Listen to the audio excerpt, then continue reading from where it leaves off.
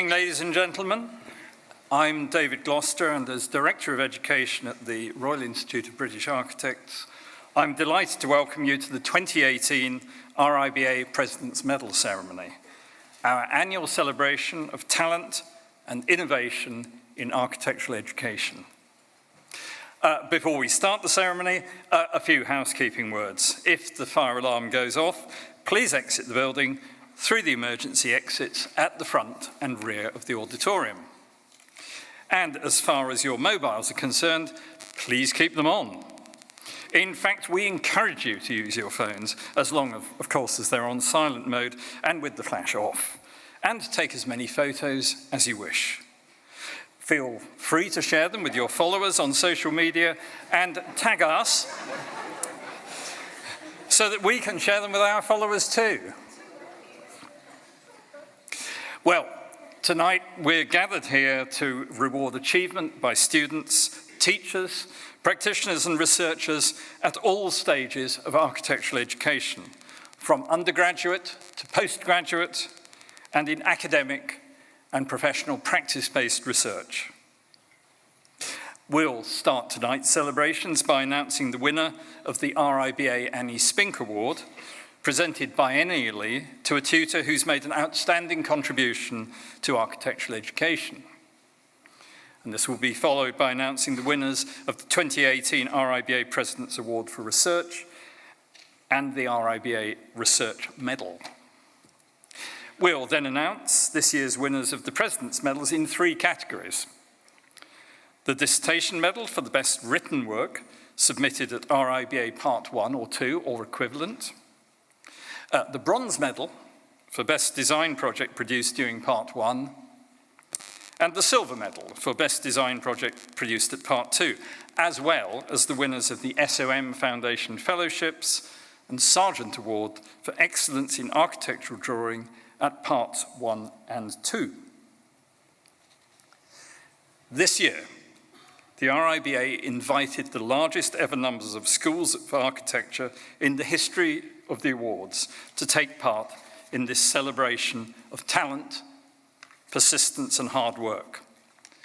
A record 376 institutions located in 74 countries were invited to nominate dissertations and design projects, and for months, hundreds of entries arrived here at 66 Portland Place from literally all over the world.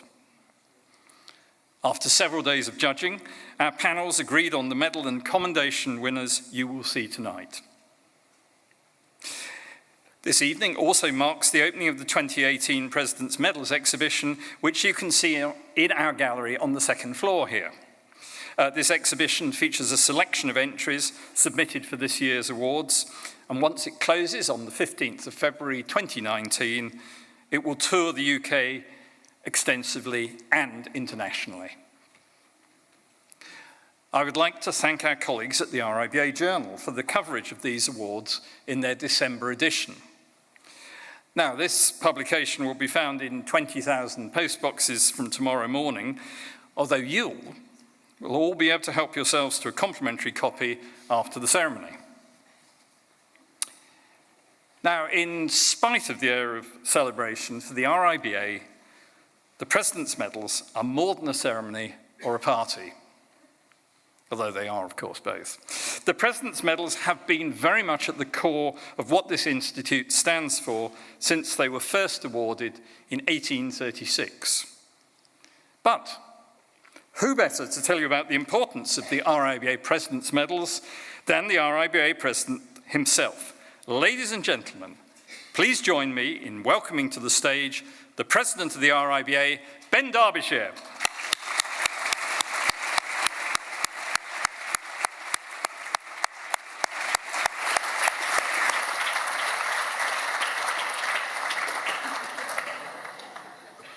This is David's gig, and as ever, I'm doing what I'm told. Thank you very much indeed, and good evening, ladies and gentlemen. I'm extremely pleased to join you at tonight's ceremony. I'm pleased not only because this year's winners are undoubtedly deserving of their awards, but because it is a privilege to host an event that has been one of the highlights in our calendar for 182 years.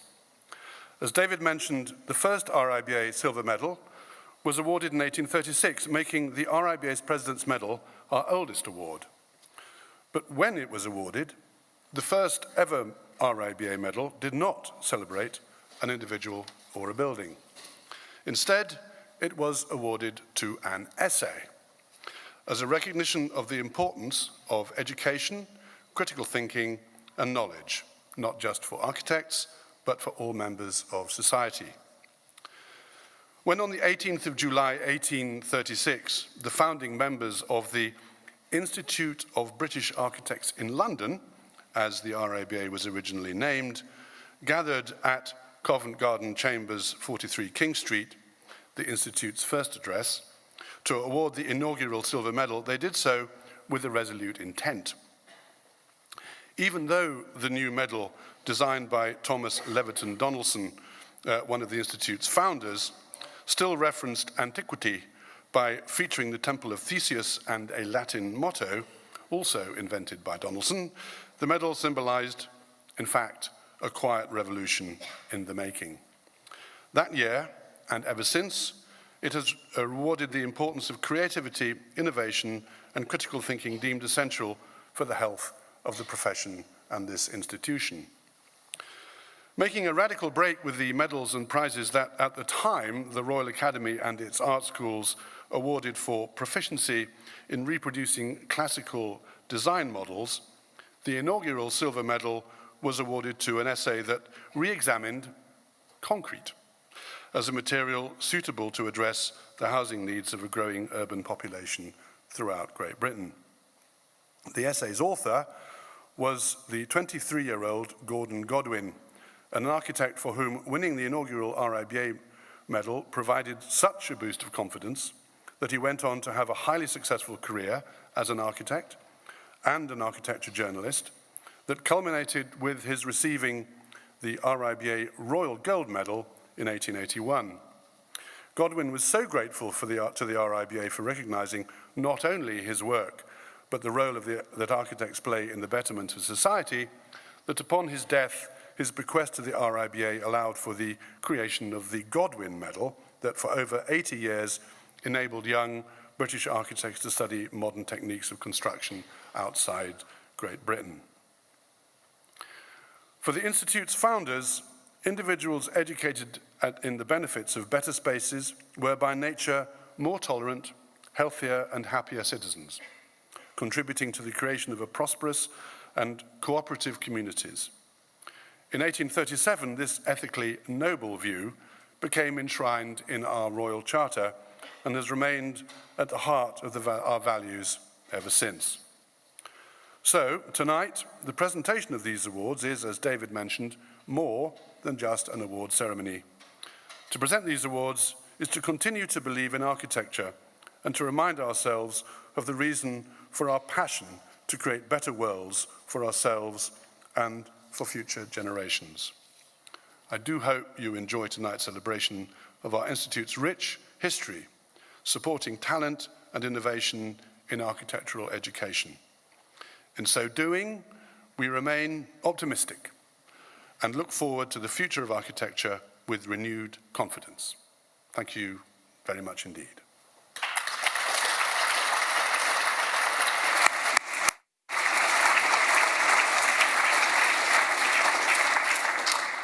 Thank you, Ben. We now move to the announcement of our first award of the night, the RIBA Annie Spink Award for Excellence in Architectural Education. To present this award, together with the RIBA President, I would like to invite to the stage RIBA President-elect Alan Jones, who is a member of this year's Annie Spink Award judging panel.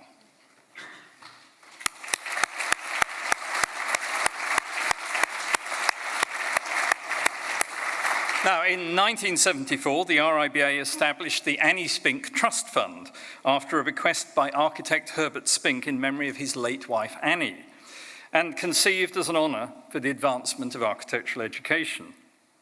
Since it was first awarded in the year 2000, this biennial award has recognised the outstanding contribution to architectural education made by an individual in a school of architecture anywhere in the world offering RIBA-validated courses. And the award has attracted an impressive list of nominees, whose careers have made them all deserving of this prize. 2018 was no exception, with many outstanding nominees. This year's panel, chaired by RIBA Head of Education Projects John Paul Nunes, included Alan Jones, RIBA President-elect and Director of Professional Practice at Queen's University Belfast, Roy Kachadurian, winner of the 2016 RIBA Dissertation Medal and architect at PDP London, Lily Kudich, Professor of Design and Head of Architecture at London South Bank University, Helen O'Connor, Head of Architecture and Urban Planning at the University of Dundee, and Samir Pandya, Assistant Head of the School of Architecture and Cities at the University of Westminster.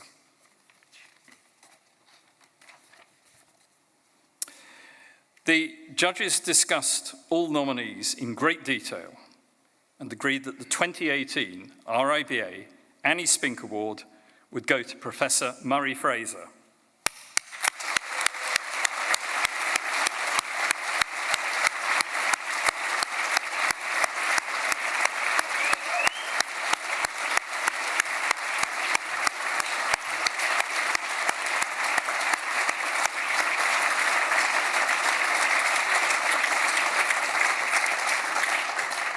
Professor Murray Fraser is an architect and academic who studied for 5 degrees at the Bartlett School of Architecture, UCL, prior to working in architectural practice and starting a teaching career initially at Oxford Brookes University and after that the University of Westminster. He took up his current post as Professor of Architecture and Global Culture at the Bartlett in July 2011 and was made Vice Dean of Research for the wider faculty in 2012. Murray has had extensive involvement in academic strategy, administration and management, especially in relation to the work of professional organisations. We at the RIBA are very grateful for his support over the years. Murray was a member of the RIBA Awards Group, of several RIBA visiting boards to schools, and a member and chair of the RIBA Research and Innovation Group, and of the Research Grants Committee. He has been external examiner for numerous Part 1, Part 2, Masters and PhD courses in the UK, Ireland, Belgium and Australia. And between 2005 and 2008, he was Senior Visiting Professor at the Technical University of Malaysia. Murray has also been asked to provide external scrutiny and advice on courses and research programs in universities in the UK, Austria, Denmark, Sweden, Australia and Malaysia, and was also appointed as an assessor for the Australian Research Council. For a period, he was the executive academic advisor for an entirely new university, the Nazir Hussain University in Karachi. Over the years, he's given many keynote lectures and seminars on architectural design, the histories and theories of architecture, urbanism, and architectural education at institutions globally. In 2008, he ran the Design Research Forum at the International Oxford Conference on Architectural Education, and in June 13, he was appointed as guest faculty for the Metropolis Master's Programme in Architecture and Urban Culture, run by the Pompeu Fabra University in Barcelona. He is a founding member of the European Architectural Research Network, ARENA, editor-in-chief of the ARENA Journal of Architectural Research, and is general editor of the 21st edition of the Bannister Fletcher Global History of Architecture, to be published in May 2019. Ladies and gentlemen, please join me in welcoming to the stage the winner of this year's RIBA Annie Spink Award for Excellence in Architectural Education, Professor Murray Fraser.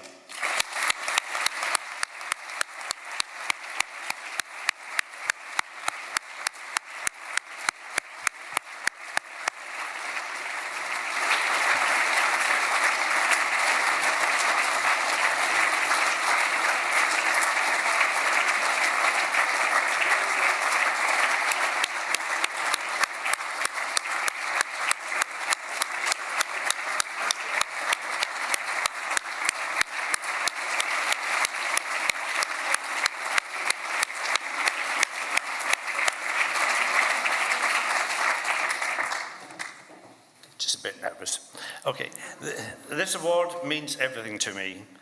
Distinguished educators have won the Annie Spink previously, including Florian Bagel, who sadly passed away in August. But I don't think it's at all disrespectful to point out that we, people of my generation, those who started to teach in the 1990s, feel that there was a big change then. We feel we're part of a different generation. Two major changes arose from this generational shift. The first was a move towards a never more student-driven model of education. Before then, architectural education had tended to rely on the master-pupil relationship, with students being inculcated into what Rainer Banham memory called the secrets of the black box of architecture. While not realizing it at the time, where I and others were morphing towards a more research-based approach, the one that was more increasingly open and collaborative, and where students pursued their projects really to develop their own particular understandings, and even in some cases could generate new knowledge for the subject. The second big change, I think, in the 1990s onwards, was away from a professionally defined discourse of architecture to the idea of architecture as a wider cultural practice, heavily influenced by critical theory, cultural studies. This altered the whole purpose of education. Out went a system of teaching students how to design specific building types, and in came questions of urban experience, subjective identities, power relationships, interdisciplinary practices, and so on. Projects, I think, became more about these cultural themes rather than, so we say, traditional architectural norms. And we were sort of less interested in issues of image and representation and more interested in concepts and values. For me, this switch towards the cultural studies approach reinforced my aim, which was always to teach design studio and also architectural history and theory on an entirely equal yet necessarily distinct basis. If architecture is understood as being rooted in cultural ideas and practices, then it becomes essential to use historical and theoretical analysis to understand those conditions. There used to be a hoary old myth that architecture students could either design or else they could write, but I found this very soon to be completely untrue. All the best students that I've taught have been equally good at design and writing, because to become a good architect, you have to read a lot and think a lot about the subject. So this then laid the kind of core of what I feel is my contribution over the years to teaching, i.e. to encourage students to embrace architectural history and theory with the same energy and creativity that they apply to their design projects, and also to treat design projects as investigations into how architecture and urbanism relate to everyday experience in the contemporary city. And this is obviously increasingly on a globally interconnected condition. I've been very lucky to work with extremely bright and talented students at Oxford Brookes, then Westminster, then the Bartlett, altogether about 3,000 in total. I wish to thank them for inspiring me and energizing me in their pursuit of knowledge. And as such, this award is as much theirs as it is mine. And there's some excellent students of mine here tonight, which I'm delighted about. Collectively, I feel that we've helped to make education better, certainly than when I felt it was when I was studying myself. There still remain serious challenges to us: student debt, diversity in the profession, pay equality, global warming, Brexit even, and potential impacts of artificial intelligence. But I believe that British architectural education, despite these challenges, is an incredibly strong position. And with what I've seen of an intelligent and really committed younger group of academics who in their turn feel that they're a newer generation, such problems will be addressed and hopefully mitigated. I want to end just by offering some thanks. Firstly, to two people who don't often get the praise they deserve. David Gloucester has done an amazing job for over a decade now as the RIBA's Director of Education. And then amongst those who've been helping him, John Paul Nunes, also should get special mention. John Paul effectively organizes this event and all its award, producing what still remains the zenith of architectural education and research anywhere in the world. world. You will soon be watching a very talented roster of students being given design prizes and history and theory prizes, and also groundbreaking researchers and scholars being given research project prizes. This is largely down to the background work that David and John Paul put in, so thanks to them. I also wish to thank all my teaching partners and close collaborators at Brooks, Westminster and Bartlett, given that I've learned so much from them. The problem, however, was that when I listed everyone I needed to mention, it very soon rose to over 30 names. I've been very promiscuous, as you can tell, which I simply don't have time to read out. So if they will please forgive me and they know who they are, you have been central to my development. I must, however, name-check those who proposed me for the Annie Spink Award. Neil McLaughlin for his brilliant letter nomination, Adrian Forty, my academic mentor for almost 40 years now, Eva Juricha, Kester Rattenbury, Andon Liu, and Leanne Lefebvre and Alexander Sonis, who writing the letters of support. I'm also indebted to my former students and my current students who kindly agreed to write in on my behalf. And again, hopefully they will not mind if I don't have time to mention them all by name. I do need, however, to thank fulsomely my wife, Eva Branscombe, who's a superb tutor and academic in her own right. I'm so happy that Anna and my stepdaughter Anna could be here tonight, this evening, as they've been my rocks and my anchors. Thank you to the judges of the Annie Spink Award. Thank you, one and all. And here's to the future winners of the Annie Spink Award. Thank you.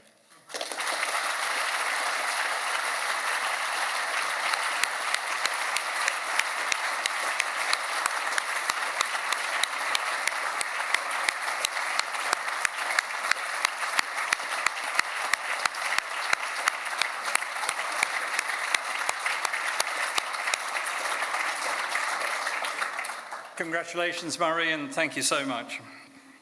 We will now move to announcing the 2018 RIBA President's Awards for Research and the winner of the Research Medal.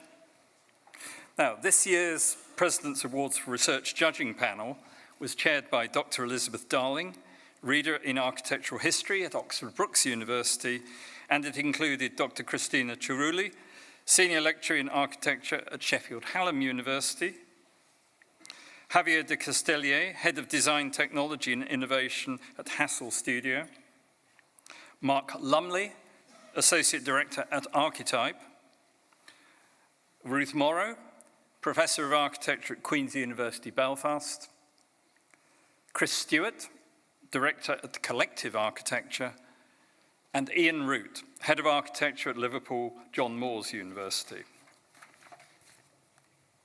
These judges shortlisted 15 papers from 43 entries to read over the summer, and then met at the RIBA to select the winners and commendations in each of the following 4 categories.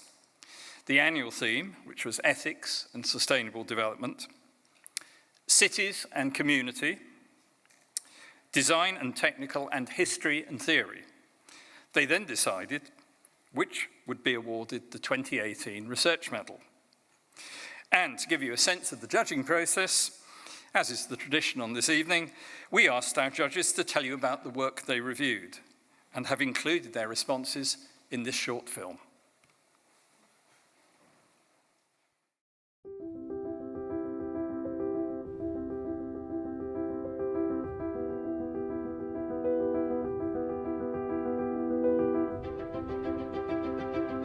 The scope and quality of submissions this year really gave a strong sense of the kind of positive amount of research that's being done across practice and across academia. Much more varied than I kind of imagined, sort of challenging normal kind of conventions of what research might be. From aiding and empowering local architects in war-torn communities, all the way through to quite cutting-edge theoretical research. It really helps us to evaluate the work if it's very clear what your research questions are, so what the project's seeking to achieve and what your goal is in conducting the research. It's important for a researcher to actually articulate why and how that piece of research is rigorous. To look at some of the projects, the research projects, really showed design thinking in a different field. We tend to think we should lead research, well in fact we could be informing it in a slightly different way. It ends up you, I think, communicating your research to someone who doesn't necessarily share your preoccupations or concerns. It was the quality that really took me by surprise. There's just so many really strong ideas. The ones that really had an impact on me were the ones that made me question some of my own values. The hardest thing was to kind of switch between the fields, between ethics and technology. We need to know what you think as a researcher, where you think your research has not quite hit the mark, to allow other people to come in and resolve those issues in the next reiteration of that piece of research. Collaborating in research is everything. It's about finding these right partners. Don't be afraid to go and talk to an engineering school or a robotics department somewhere. Whatever the subject of the research is, working in a team and developing questions and ideas is always stimulating, fun and valuable. You kind of find a mutual meeting ground, and out of that very often comes a kind of new approach to research, a new set of understandings. It's what pushes our subject forward. Don't be afraid of your ideas and be willing to put these forward. Small practices, medium-sized practices, all capable of coming up with big ideas.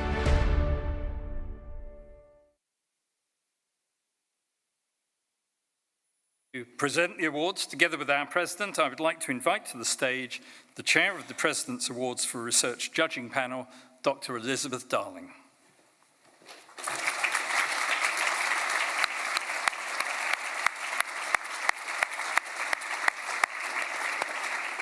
Now, the first category is the annual theme, Ethics and Sustainable Development, a title chosen specifically to support the work of the RIBA's Ethics and Sustainable Development Commission. A commendation for research in this category was awarded to the submission Reflect Critically and Act Fearlessly, a survey of ethical codes, guidance and access in built environment practice. This work interrogates the guidance, or lack thereof, concerning ethics provided by the professional bodies in architecture. Analysing the codes of conduct and practical guidance of the ARB and RIBA against more than 60 built environment professions, the research urges architectural bodies to actively promote and facilitate ethical awareness and action, and empower practitioners to reflect critically and act fearlessly. The author of this research and winner of the commendation is Dr. David Roberts.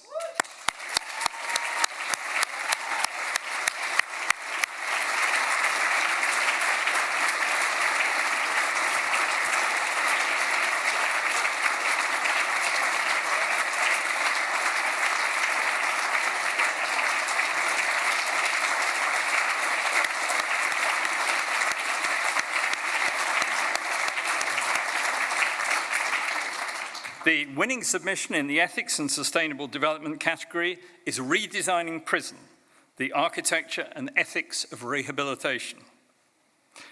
Now, this ongoing work is the result of extensive collaboration with stakeholders and received a grant from the RIBA Research Fund in its early research stages.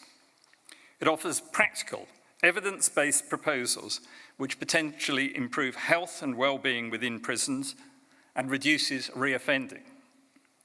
The work argues for reappraisal of the ethics of justice and makes a significant contribution to the agenda for prison reform.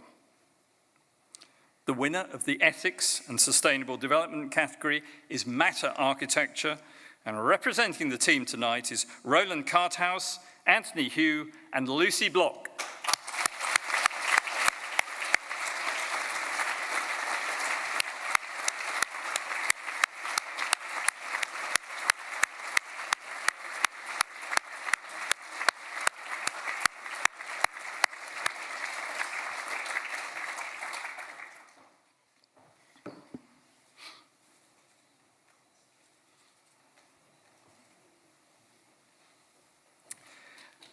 The next category is Cities and Community, And there are two commendations.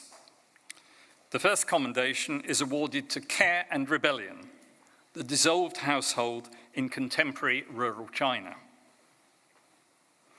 Described as a highly competent piece of research and writing, this work investigates the impact of China's 245 million strong floating population and the consequence of the missing middle generation in contemporary rural families. The research calls for inclusion of contemporary rural issues into the economic and political debate and offers lessons for architects about how the urban can learn from the rural. And the author of the commendation is Dr. Jingru Cheng.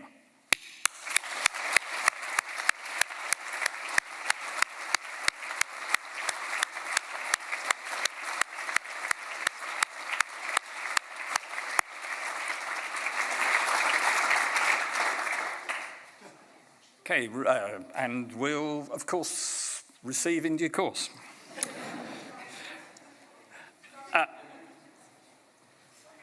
Oh, okay. Excellent.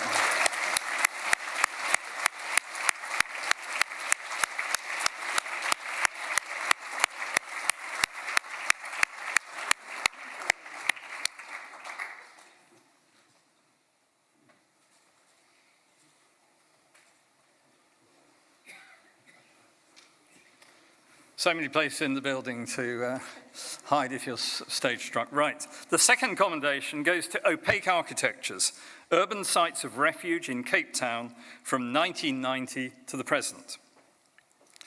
This work interweaves theory, history and drawing to produce a nuanced and highly reflective piece of research.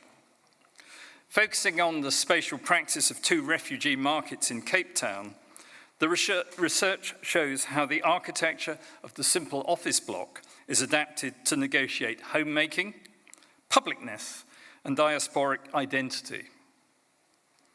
Embedded in the lives of diaspora from across the continent, the work highlights the need for acceptance, understanding, and support of informal networks of refugees to help build more equitable, sustainable, and hospitable cities. And the author is Dr. Huda Tayyab.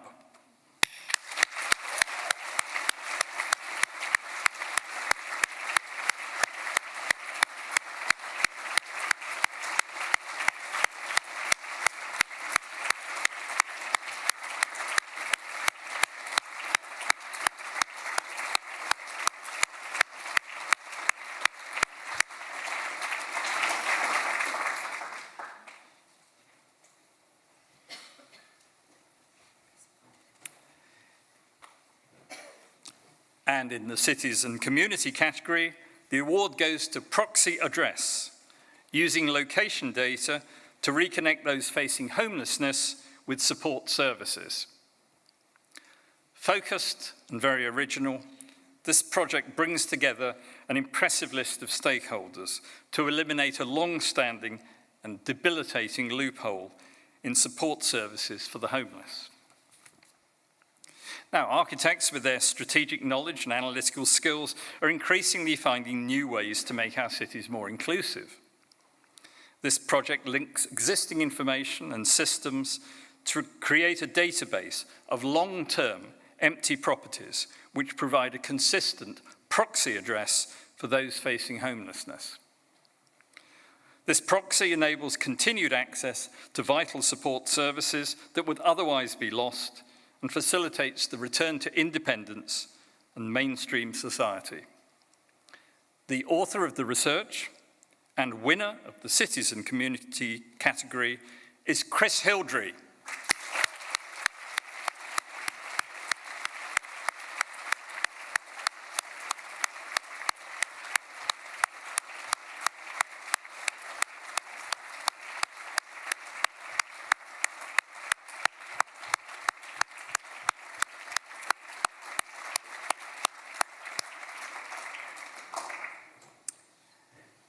The next category is design and technical, and the judges commended the entry, The Viability of House as Power Station, concept in a North European climate.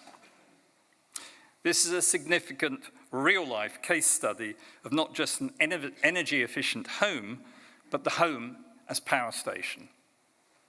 By minimizing energy demand and maximizing energy production, the research argues that if implemented at the right scale, a network of such houses is game-changing for rationalization of the energy supply and efforts to combat climate change. This collaborative project involved Laura Davia Ponte de Leon, Justin Beer, and Alex Whitcroft at Beer Architects, Alexandre Pécourt and Clément Castel at Energelio, France, and Graham Taylor of Dark & Taylor.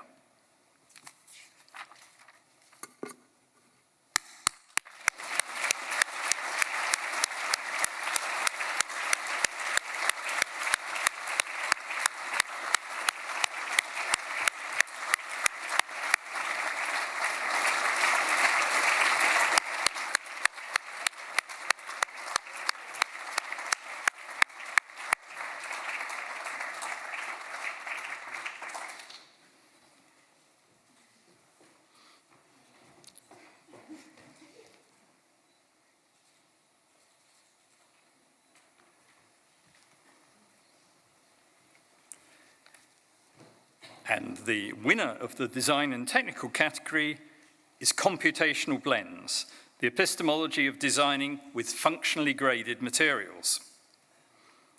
This investigation takes material science to a new level by exploring the fusion of building components. Using computational or fluid dynamics, the research simulates the possible behavior and results of fusing independent building components. It opens the door for new ideas across the built environment and sets the direction for further inquiry into just what might be possible. The winner of the design and technical category is Dr. Kostas Grigoriadis.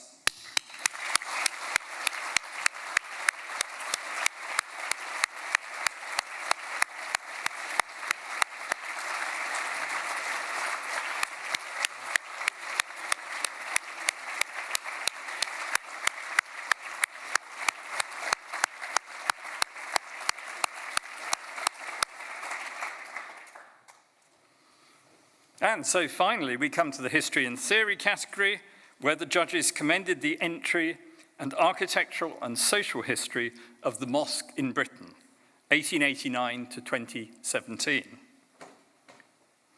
This is a study that makes inroads into a surprising gap in knowledge by investigating the evolution of the mosque in Britain in terms of architectural style, social history, and cultural meaning. Charting the earliest mosques formed from the conversion of houses to larger scale conversions through to purpose-built mosques, this research describes the emergence of Islamic architectural expression in Great Britain. And the author of the commendation in the history and theory category is Shahed Salim.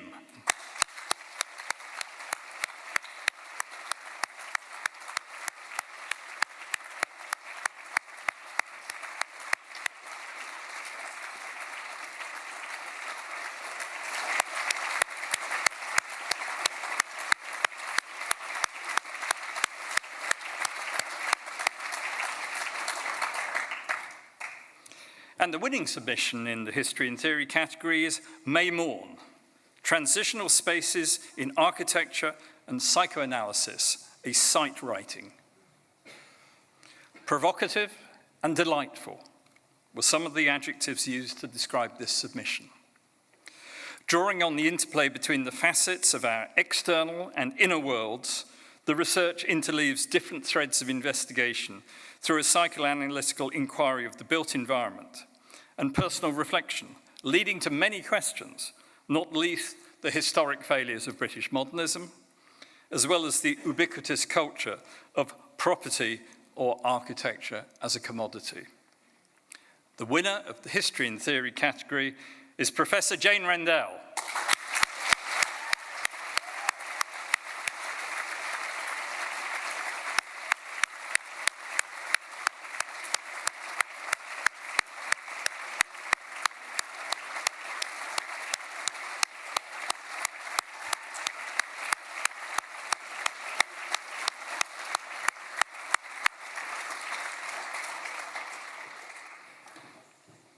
And now the research medal. At this point I lean forward conspiratorially because the winners you have just congratulated, like you, do not know which of them has won the research medal. Now, following their deliberations, the judges awarded the medal to a project reminding us that architecture is about people as much as it is about buildings, and that simple and elegant solutions can have huge impacts on the lives of people, a sentiment resonating throughout the research awards. This work has the potential to change the lives of those in the most difficult of circumstances through the simple redirection and use of existing data, improving a system that for many years has failed those it was meant to serve. A system that last month was condemned by the United Nations Rapporteur on Poverty and Human Rights as not just a disgrace, but a social calamity. It is our hope this award will further the impact and success of this critical project. Ladies and gentlemen, it is a great honour to award the RIBA President's Medals for Research to Chris Hildry.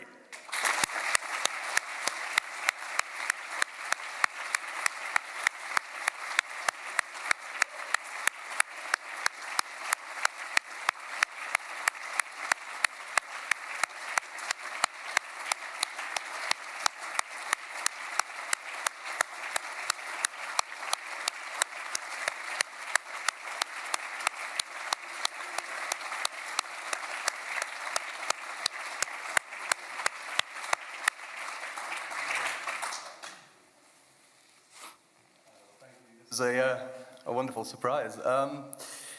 There's more people to thank than I have time for at the moment, as I'm sure is the case with any research project here today.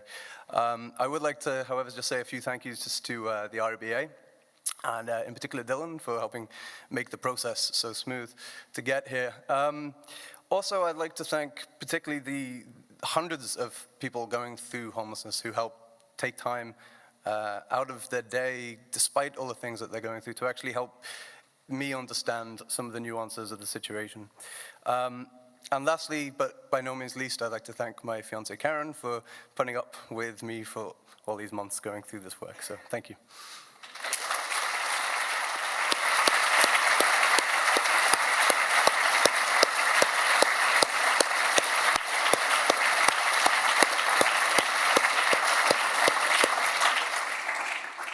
Congratulations to all our research category winners and to the 2018 RIBA Research Medalist. Well, we now come to the 2018 President's Medals and start with announcing the winner of the RIBA Dissertation Medal.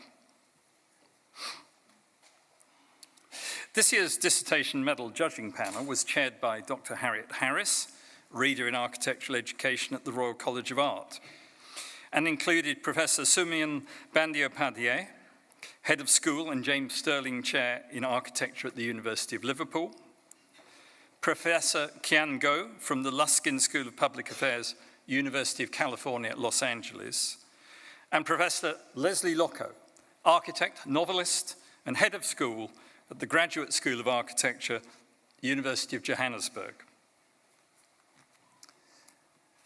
These judges read dozens of dissertations over the summer and then met at the RIBA to select the dissertation medal.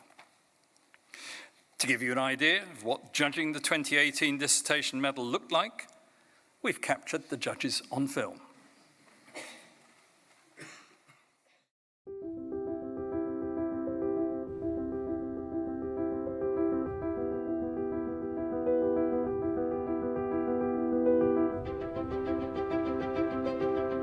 Architecture has its history, but it's also crying out for new knowledge, new ideas. We were really looking for the propositional essays that suggested new ideas or new ways of doing things in ways that challenged us to see things differently. An architect might actually end up not doing the conventional buildings, but they can actually produce many strategies, scenarios, policies which might actually be cognate to architecture but may not be directly related to architecture. And that's where I think our RIBA Dissertation Awards actually provides a fantastic ground. We're all coming from very different regions, very different specialisations. There's something about having that diversity of representation within the judging panel that makes an incredibly powerful and compelling alchemy. There was a strong acknowledgement of that in the room today, and we accept that different people come with different points of view. For me and for my peers on the panel, one of the important things was to consider how architects think about different problems, how we see the world and understand it and try to pose solutions. The breadth of entries was fantastic. The boldness of the approach, I mean the idea that language and writing are as much a material as any kind of architectural material. We started to see many more submissions that really tested the notion of a thesis in itself. It wasn't always about the conclusions, there was emphasis on being innovative in the process too.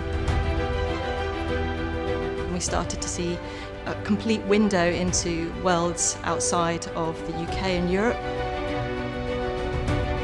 I enjoyed very much looking at pieces which were understanding culture very, very well, understanding the context of that culture's operation. The way that this helped us to actually understand and bring together a perspective on contemporary architecture, architectural thinking, and what our schools of architecture should be standing for. We also saw a real questioning of architecture's heart. What is the core value of architecture? Where are its values situated? And it was that reconnection to a sense of common purpose that really enlivened and invigorated us as a panel of judges. Being part of this kind of conversation around how you value ideas has been incredibly important. And I've seen the popularity of the RIBA Awards grow over the past couple of years as students thinking that they can be part of this conversation. But it's also fantastic to be part of this tradition, which I think is incredibly important. They recognise the hard efforts of students, it recognises the efforts of tutors, and it recognises the efforts of schools in setting curricular agendas for their students that really give them the skills they need to become practitioners as well as academics.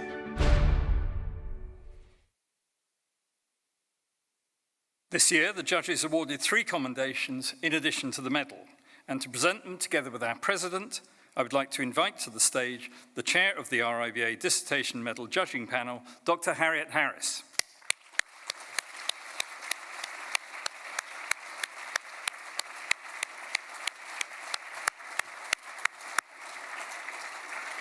And the first commendation in this category goes to the dissertation, The Whole Body Seer, Blindness as Narrative, Subject, and a Way of Seeing. This dissertation investigates blindness in relation to elements of scale, language, format, and curiosity, and as a narrative of perception, change, and loss. The judges described it as a painterly, seductive, and compelling piece of writing that combined historical and literary analysis with a phenomenological analysis of space and form. The author's approach to blindness is sensitive and speculative, revealing a mature and confident piece of writing, remarkable at any level, and particularly at part 1. The dissertation was supervised by Ekteris Arkomanis at the CAF School of Architecture, London Metropolitan University, and its author is Marie-Henriette Demour.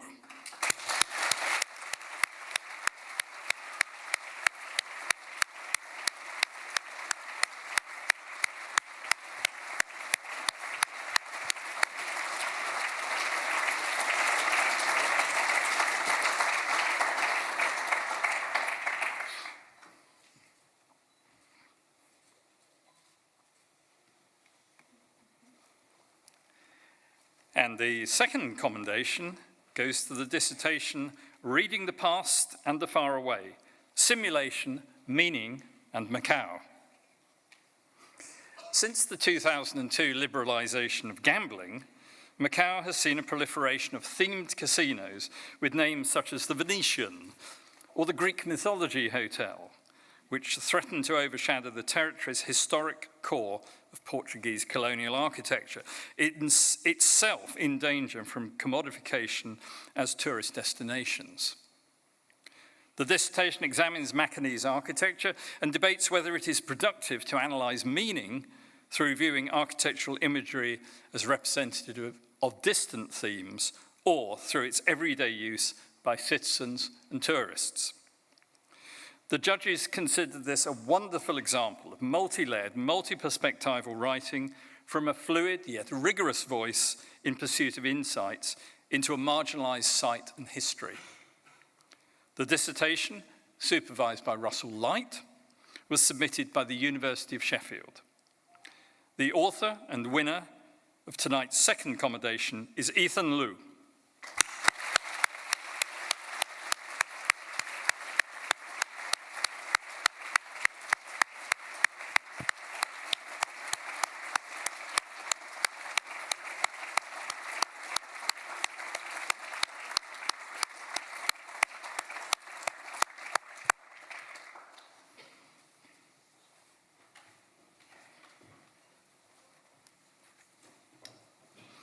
And our third commendation goes to another hotel in Africa, a new prototype for a community-initiated, phased West African hotel project with attached hospitality school in Lekki, Nigeria. So the dissertation investigates how a village community based in Lagos State, Nigeria, can become economically self-sufficient through an architectural intervention in the form of a new hotel prototype, open for participatory entrepreneurship and beneficial relationships between the local and the global. The study revolves around findings about West Africa's hotels and newly generated urban environments made during fieldwork in Nigeria and Ghana. The judges considered the work notable for its breadth and depth of research, from development economics to cultural production, and praised its bravery when confronting the consequences of overinvestment in expansion of a monotypology.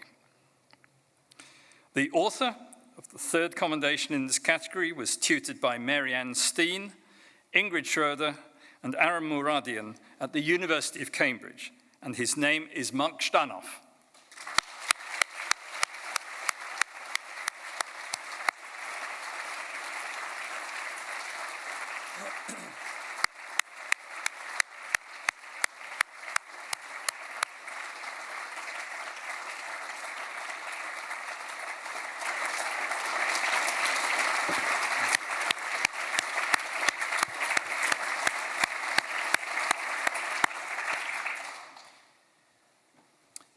And now, the winner of this year's dissertation medal. Entitled Species of Nooks and Other Niches, this dissertation simultaneously explores the architecture of nooks and the nooks in architecture, examining nooks as spaces which conceal against nakes as spaces which reveal. Citing architectural, phenomenological, philosophical, literary, poetic, and cinematic examples, the study defends the capacity of the hidden, compressed, and complex in a world where rules of efficiency and simplicity become tyrannies, leading to architectural reductionism. The judges described the dissertation as genuinely innovative and courageous, simultaneously playful and rigorous, and structured and liberating in how it released itself from the props of established academic discourse. The judges were unanimous in their assessment of the student as an important new voice, and admitted that to see a submission of this quality at undergraduate level was rare and enormously impressive. The dissertation was submitted by the Edinburgh School of Architecture and Landscape Architecture, where it was supervised by Dorian Wisniewski. Ladies and gentlemen, the winner of the 2018 RIBA Dissertation Medal is Rosemary Milne.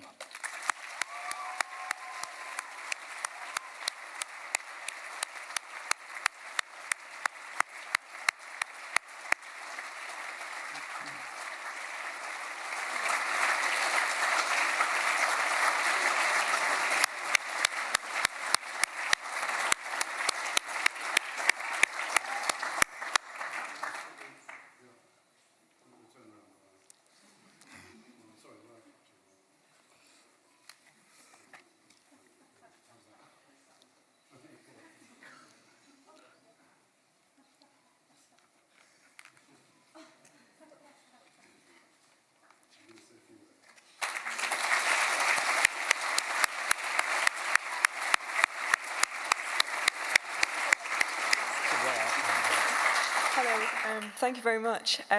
It's a huge honour to be here. Thank you very much to the RIBA. I'll be brief because the power of the Nook is poetry and poetry is brief. But I'd just like to say a couple thank yous. Thank you especially to my tutor, Dorian Wisniewski, who's here tonight. Thank you for coming and thank you for the amazing dialogues that we had. The dissertation is really a result of those dialogues, those hours in the office, and yeah, I had a really good time writing it, and so this is just it's a joy when other people resonate with it. Yeah, and I'd like to thank my parents for their support and my friends, and thanks for my family to coming. So thanks a lot.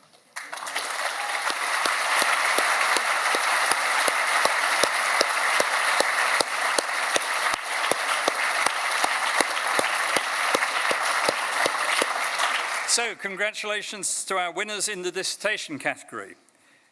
Now, to select the winners of the 2018 RIBA Bronze and Silver Medals, and the SOM Foundation Fellowships and Sargent Awards for Drawing, we gathered two groups of renowned experts from academia and practice at the RIBA over 2 days in October. As chair of the Bronze Medal judging panel, I was joined by Nikki Watson, RIBA Vice President Education, Josep Maria García Fuentes, architect and senior lecturer at Newcastle University, Henrietta Helstrup, Director of Operations at Bjarke Ingels Group, London, Suzanne Ewing, Head of the Edinburgh School of Architecture and Landscape Architecture, and Harbinder Birdy, Senior Partner at Hawkins Brown Architects. And on the silver medal judging panel, Nikki and I were joined by Eva Frank Igelabert, Director of the Architectural Association, Yeoria Manolopoulou, Architect and Professor of Architecture and Experimental Practice at the Bartlett School of Architecture, and Carol Patterson, Architect and Director at OMA. After 2 very long but highly enjoyable days that included viewing thousands of images, hundreds of portfolios, and dozens of films, the judges selected the medal winner and 3 commendations, as well as the winners of the Sargent Awards for Excellence in Drawing and SOM Foundation Fellowships at Part 1 and Part 2. And this is what happened over those 2 days.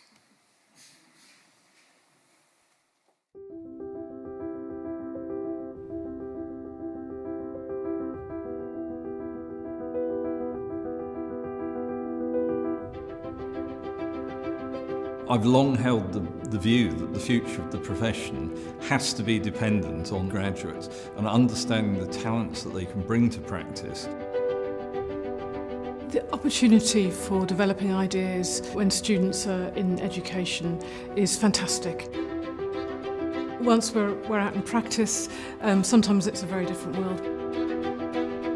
You need to keep that experimental spirit in your work. Students do have that, and so maybe all of us need to work a little bit and think like students. Looking into this record number of projects, today we had several discussions about what is that we do as architects and what is it that architecture should do in relationship to society at large. They are contributors to the succession strategy of any professional practice in any country, working at any scale and in any context. Architects are people who push boundaries, who show us where society is going. And no one better than students in their last year of education can actually show that. In the entries we saw, there was what I consider to be a change in terms of drawing material.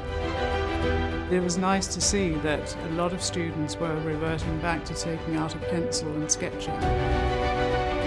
I was really interested in acknowledging the relation between human beings and nature and the role that architecture and technology plays. The concerns, I think, are quite pervasive, so they're generally about the good of society. Certainly what we try and do in education is to try and fuel that innate sense of responsibilities that they'll have as architects. I think just the sheer breadth and depth in terms of how they had sort of interrogated their briefs, and also just how they had conveyed their ideas within their portfolios. There was a lot of dystopian futures. There's a lot of interest in climate change. There's a lot of themes running across the world. I also thought it was fantastic that young people are thinking about these things and about how we might be able to implement architecture to help change these situations and the future. The breadth of work that we saw was extraordinary, from all over the UK and all over the world, in fact. It opened my eye to drawings and drawing styles I hadn't seen before, because it opened it up to an international set of students. We need to empower schools and to look at the work that the students do as potential projects that could be realized. The next 10 years are going to be really exciting, and I think architecture has a key part to play. The future of architecture is assured when you review the results of the competition.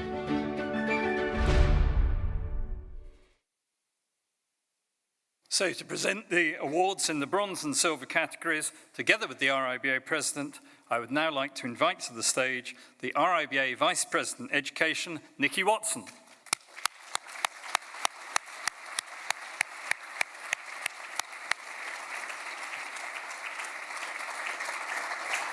So in the bronze medal category for design work produced at RIBA Part 1 or equivalent, the judges awarded 3 commendations. The first of these goes to A Bridge to Wellness. The project proposes a sacred territory that purifies polluted water from the River Thames.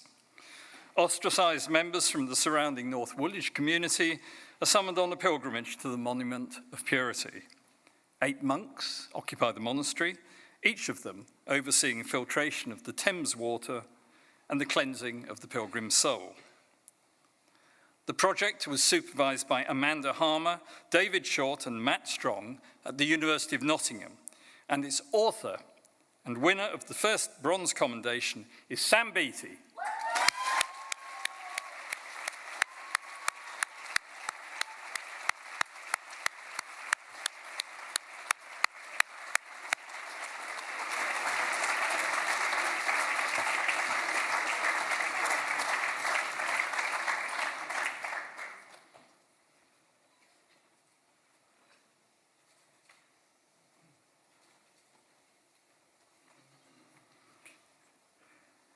The second commendation goes to a project nominated by the Architectural Association with the title, A Choreographed Timeline, Rewriting RIBA Building Contract.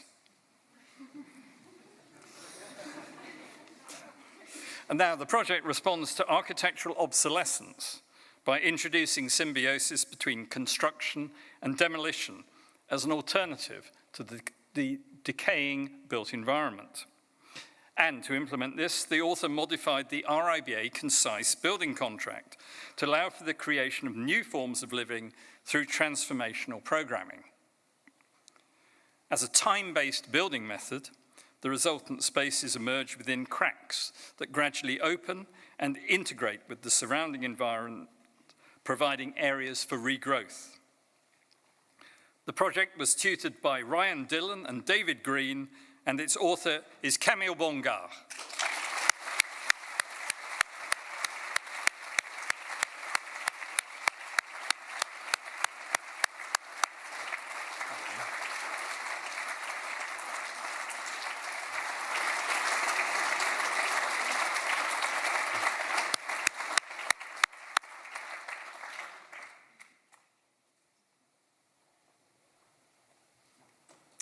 So the third and final commendation in the bronze medal commendation goes to Smithfield Lorry Depot. The project proposes a 24-hour facility which improves the building's current vacant utility as a nighttime lorry depot, while simultaneously providing new public space for daytime education in butchery skills. The design and program of the Smithfield Lorry Depot addresses the conflict between lorries and the existing market, and restores Smithfield Market as a public institution. The project was supervised by Yorgos Loizos and Ned Scott at the University of Greenwich, and its author is Alexander Wilford.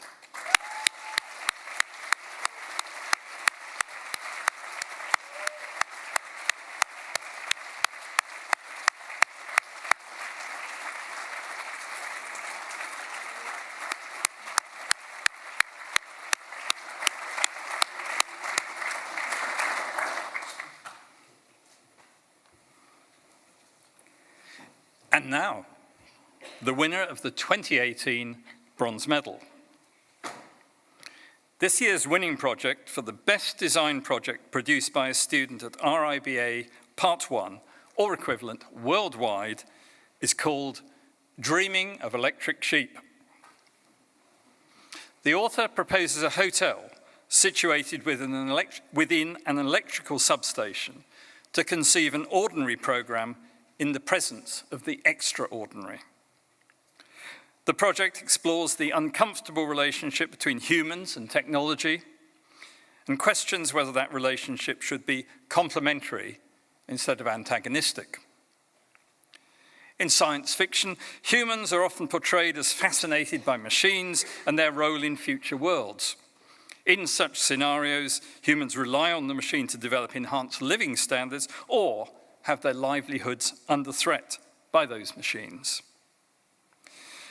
This project proposes a physical space where the differences between the human and the artificial are no longer divergent. The result is sophisticated and radical in its resolution. The winner of this year's bronze medal was tutored by Martin Gledhill and Frank Lyons at the University of Bath, and his name is Justin Bean.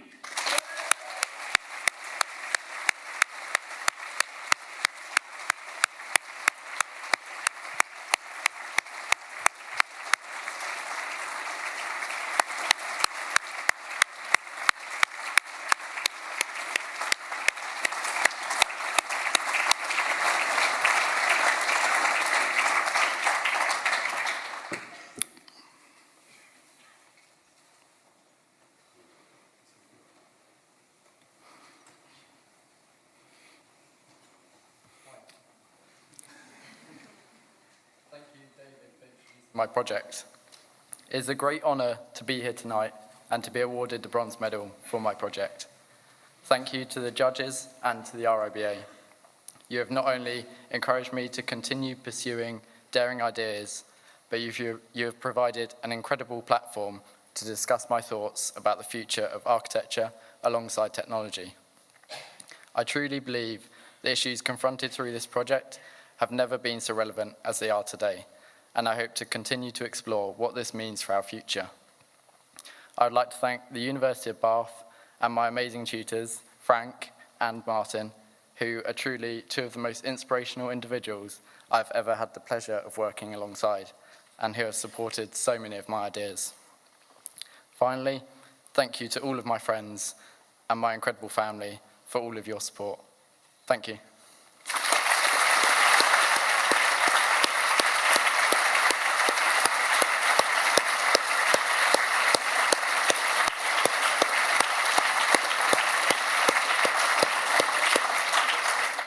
Now, the judging panels for the bronze and silver medals were also asked to identify the winners of the SOM Foundation Fellowships.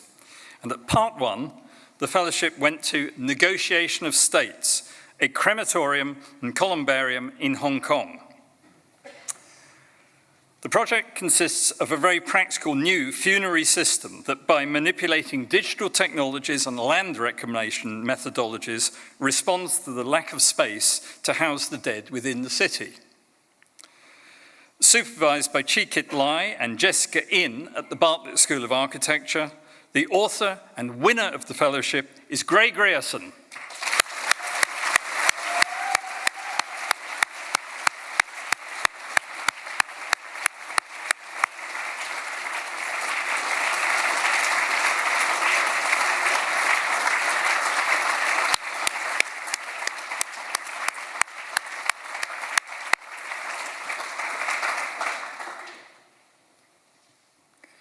And the SOM Foundation Fellowship at Part 2 goes to Wild City, a project tutored by Thomas Hopkins and Ben Cowd at De Montfort University.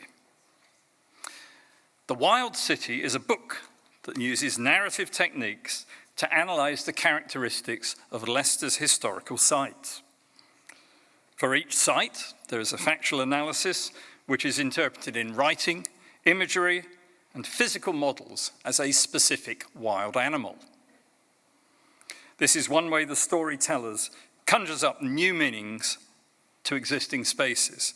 And this storyteller and winner of the SOM Foundation Fellowship at Part 2 is Margaret Undungu.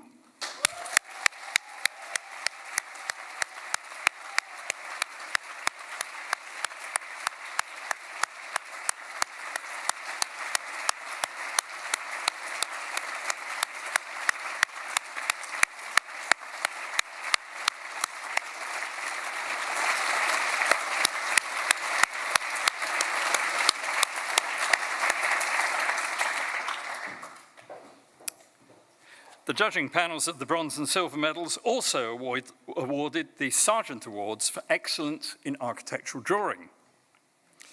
These awards are given in memory of the late architect and Royal Academy surveyor Dennis Sargent, who in 1981 was one of the founding members of the RIBA Student Prizes Group. At Part 1, the Sargent Award goes to Pipeline Hijacking. The project is a speculative glimpse into alternative means of dwelling and building construction. It imagines how a community could hijack, grow along, and be informed by the infrastructure of the Icelandic geothermal pipeline network, which supplies a constant stream of hot water. The resulting architecture becomes a new ecosystem with a variety of habitable climates, unique spatial experiences, and a distinct ethos for sustainable living. The author was tutored by Jennifer Chen and Maren Klassing at the Bartlett School of Architecture, and her name is Camille Dunlop.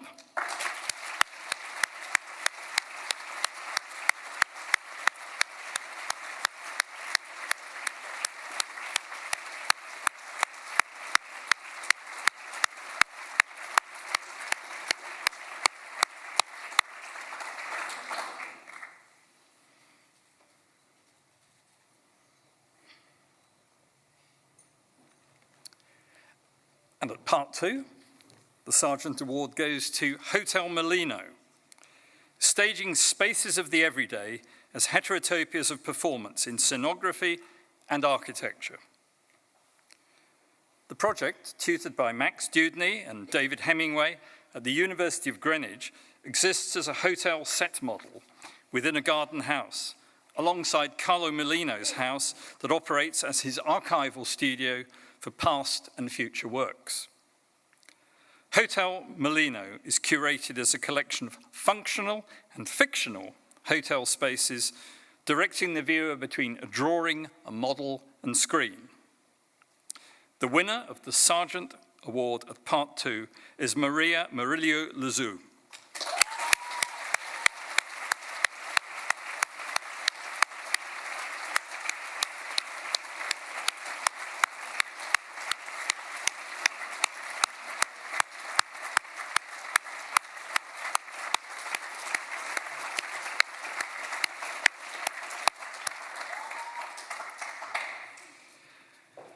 And now, as sure as night follows day, we will move to the winners in the silver medal category, awarded to the best design project produced at RIBA Part 2 or equivalent worldwide. The judging panel awarded 3 commendations in this category, and the first goes to the project London Physic Gardens, a new necropolis. Inspired by Derek Jarman and Eve Klein's work, the project is a proposal to introduce a necropolis and physic garden on the River Thames at a site previously known as the Ranelagh Pleasure Gardens. It intends to readdress our relationship with death through implementation of a botanical garden on the site, fed by the nutrient-rich effluent water generated through the process of resomation. This environmental method, in which human remains are converted into water, allows us to see death as potentially beautiful. London Physic Gardens was nominated by the Bartlett School of Architecture, and its author, tutored by Jonathan Hill and Elizabeth Dow, is Sam Coulton.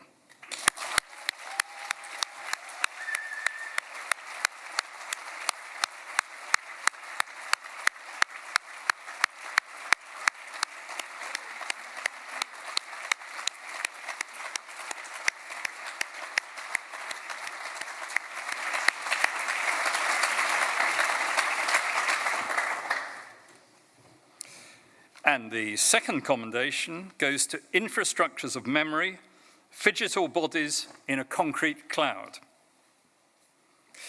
So by exploring future techniques of preservation, the project answers the question, how can we revive an architecture saturated in memory? Retrofitting the current architectural protector of memory, the data center, from memory prison into memory palace, making a spectacle of preservation. An expanding cloud condenses data into a hybrid of digital and physical space, establishing a new and engaging phygital vernacular. Imperfect, low-res techniques of preservation and highly articulated systems of infrastructure weave together into an intricate, extra-dimensional tapestry of memory. The author was supervised by Karen Lang at Cal Poly, the California Polytechnic State University, and we are delighted that both of them flew from the west coast of the USA to join us at tonight's ceremony. Ladies and gentlemen, the winner of the second commendation in the silver medal category is Kevin Herhusky.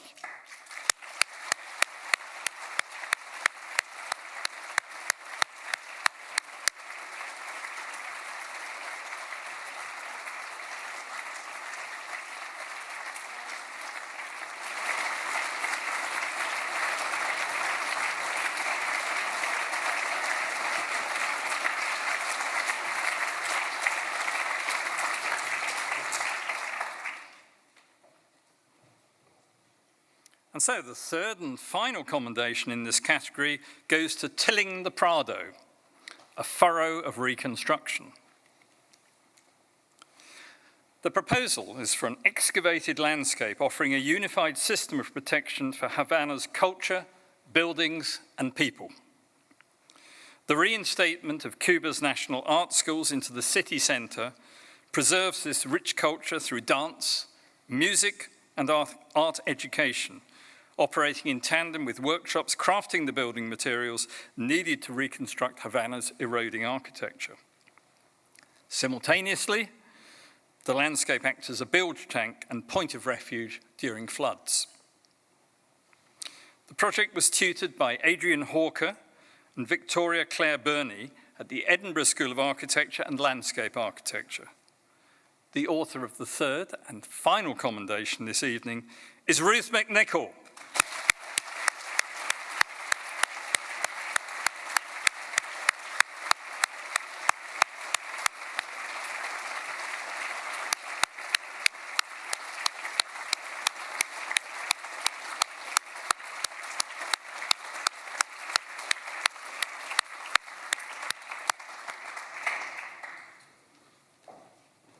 And so, finally, the project that wins the 2018 RIBA Silver Medal from the best design projects submitted worldwide by the 376 universities invited to take part in this year's awards. Called How to Carve a Giant, the project is a subtle and emotive exploration of the relationship individuals and communities have with their cultural heritage. The author's proposal physically carves a Finnish folk story into the fabric of a city and reinterprets contemporary typologies such as library, workshop, and cultural archive to question whether we can preserve and disseminate knowledge. The resulting building and how its architecture is perceived through time subtly emphasizes the powerful role architects play in defining cultural heritage and the identity of communities. The project was nominated by the Bartlett School of Architecture, UCL, where it was supervised by Penelope Haralambidu, Michael Tite, and Keiichi Matsuda. Ladies and gentlemen, the author of How to Carve a Giant and winner of the 2018 RIBA Silver Medal is Sonia Maggiars.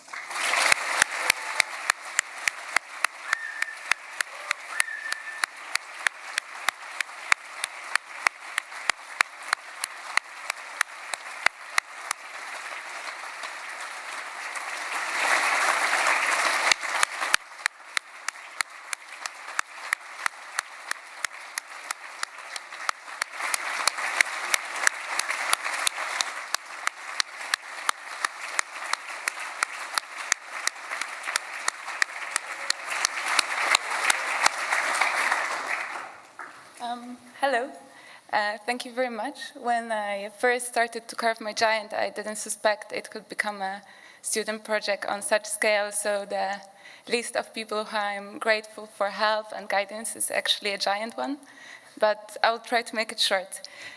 First, thank you RBA and the Bartlett for recognizing my work. I'm really honored and happy I can be here.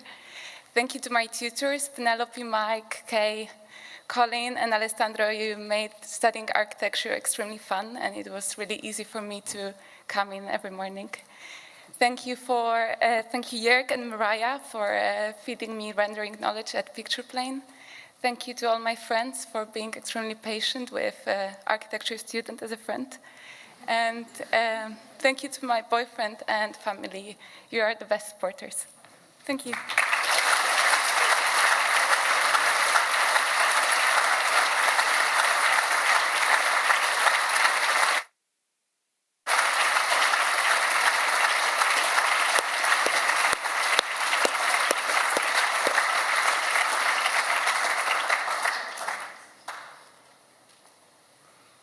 Great to know that students at the Bartlett have no trouble getting out of bed in the morning. Well, so congratulations to all of our winners and to the universities that nominated them. And can we have a final big round of applause to all the winners tonight, please?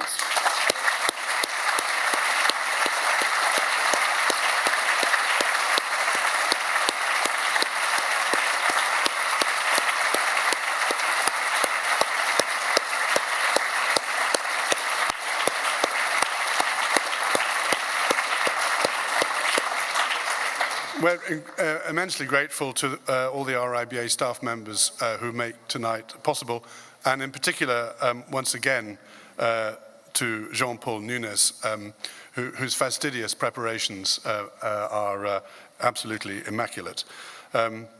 So thank you to all of those who worked so hard for months to make these awards happen, to the judges for giving us their time and expertise to select the winners, and to all the students and tutors whose hard work and devotion continue to make the RIBA President's Medals a celebration of such excellence, which is recognized right across the world. And welcome from California. It's terrific to see you here. I hope you all agree with me that the future of architecture is in safe hands of such extremely talented young men and women. And I do hope that you continue to enjoy tonight's celebrations by joining us for drinks upstairs in the Florence Hall. And don't, by the way, forget to pay a visit to the exhibition on the second level above that, and to our brand new bar on the ground floor, where you are more than welcome to continue your celebrations until 10 o'clock. So thank you very much indeed for coming, and do enjoy the rest of your evening. Thank you very much indeed.